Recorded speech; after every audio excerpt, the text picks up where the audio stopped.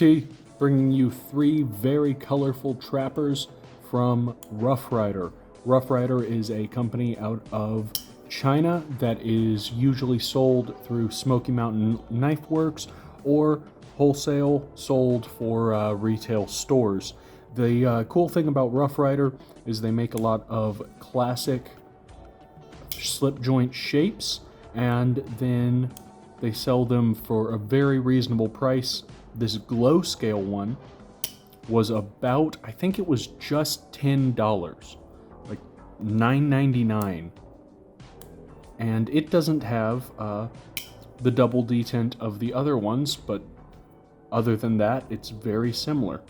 So what's really cool about Rough Rider, other than the price, is that they have so many scale variations. So you can collect a wide range of different Rough Rider knives with, or of the same pattern with different scales to kind of match everything or fit with what you like.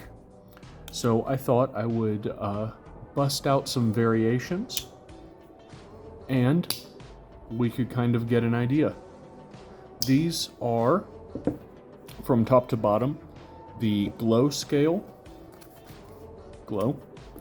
the lollipop, which is based on an old school lollipop, and the easy money, which has, it says, authentic shredded US currency handles. So authentic doesn't mean genuine, and that's all marketing kind of speak to begin with.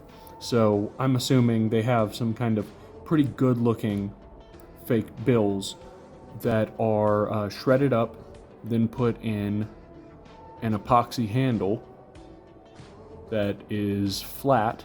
And I understand why it's flat, not just to save on money, but because if it was floating all up and down in this, it would probably not look as good.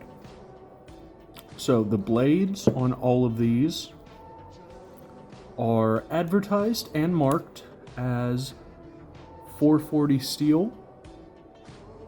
Let's see if you can get a look at that. Can you read it? And then down here, you can see it says RR2463, which might be, oh no, Rough Rider 2463. That's this one's model number. So it is 440 steel. I was wondering what that stamp on there was. So, but one thing that's kind of cool is they have different designs for the same model. It won't just be flat bolsters the whole way. You can see here that the Glow has these straight bolsters, while the Lollipop has these slanted bolsters, and the Easy Money has slanted bolsters with the R Rough Rider logo that is stamped in there. It's a stamped kind of copper material.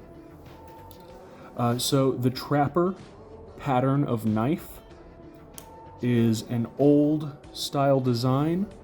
What sets them apart, or at least for a standard Trapper, is they have just a little bit of a swell right here, a long kind of canoe-ish shaped body, not to be confused with a canoe pattern knife. And then for the standard versions, a clip point blade and a spay blade. Spay blades were used for neutering cattle and horses, sheep, things like that. And they called neutered horses, I think they called them geldings, so I'm not sure why they didn't call it a gelding blade or something like that. Because spay, as I understand it, is this is the kind of similar procedure done to a female animal. So I can see why they wouldn't call it a neuter blade. You probably don't want to walk around with that on your sheath, I guess.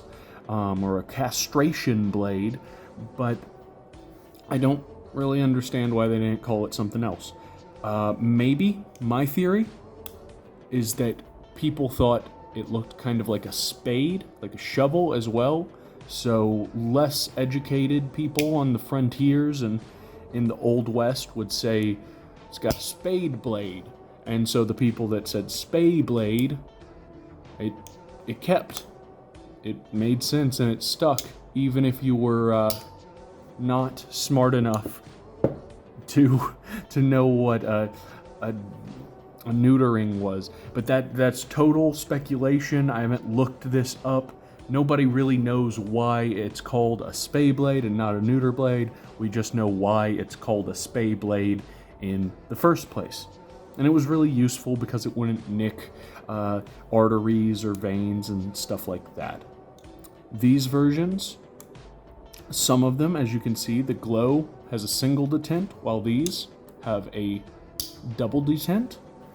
They have a nail nick opener with a match striker on here. So yes, you can strike a match on it.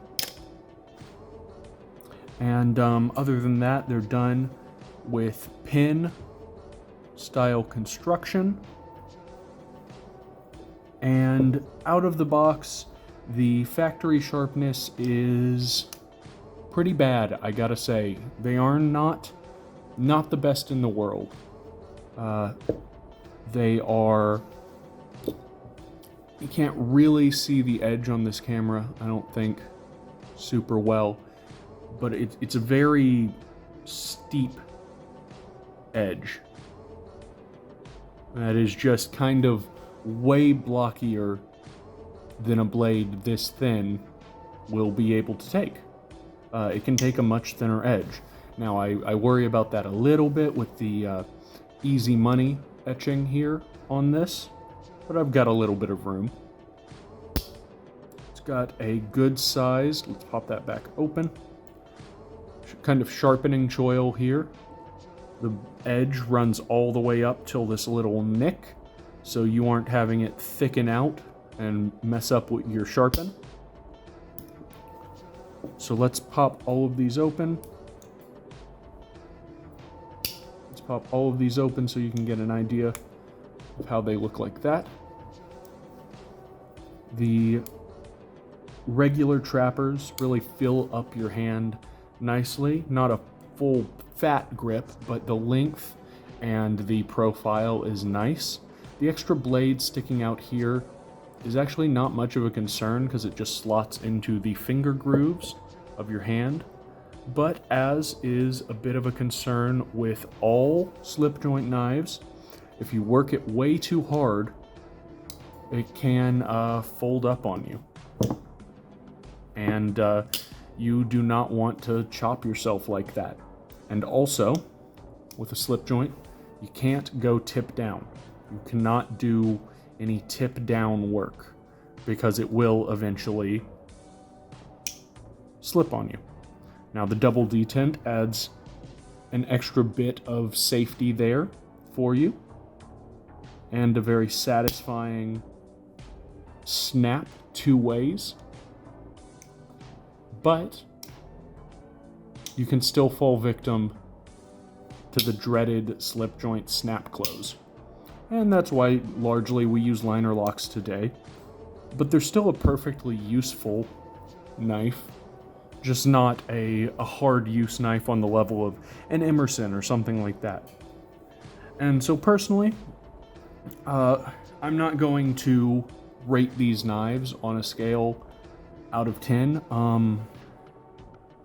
Yeah, I'll do some singular reviews of these in the future and of Rough Rider knife patterns and give them an out of 10, but this was just an overview to show you these 3 cool scale patterns, tell you about the Rough Rider brand, and kind of point in the direction that my collection is going to be going. I'm going to be focusing on Spydercos and these little Rough Riders for probably the foreseeable future. There will probably be some cool fancy custom knives and other high-end production knives. I want to get an Emerson. There's some more Microtech, stuff like that, but those are long ways in the future. And the joy and the beauty of a knife like these little Rough Riders is you can go online and buy 3 or 4 of them for a tenth of the price of a Microtech. And so they get there and you have 3, 4 new knives to enjoy in different patterns or different colors. And you can put them next to your other knives and have a whole collection of different choices to make and different colors to match, you know, with your outfit or the rest of your EDC or anything. So I think it's really fun. I like the collect 'em all aspect. I like that there's a lot of the additions in store. But between the Easy Money, the Glow, and the Lollipop, I just wanted to show you guys 3 really cool Rough Rider knives. I hope you guys enjoyed. Like and subscribe if so. Peace.